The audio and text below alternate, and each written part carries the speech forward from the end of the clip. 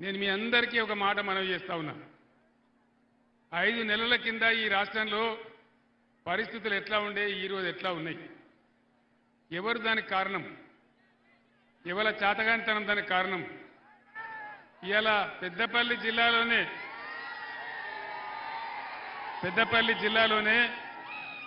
50,000 ఎకరాలకు పైగా పంట పొలాలు ఎండిపోయినాయి.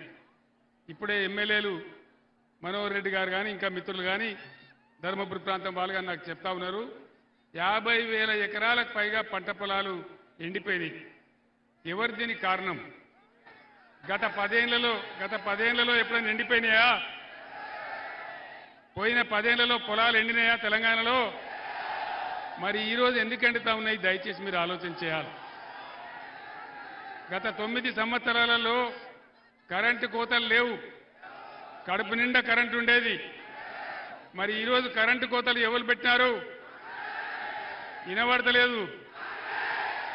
జై కాంగ్రెసా?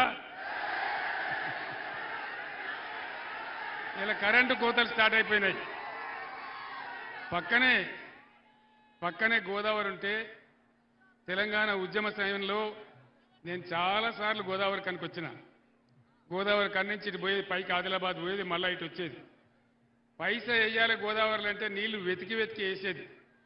అటువంటి గోదావరిని సజీవ గోదావరి చేసి బ్రహ్మాండంగా ఎన్ని రోజులు గోదావరిలో నీళ్లుండనో, మనకు ఎంత మంచిగా మంచి నీళ్ళు వచ్చినాయో అవన్నీ కూడా మీరు చూసినారు.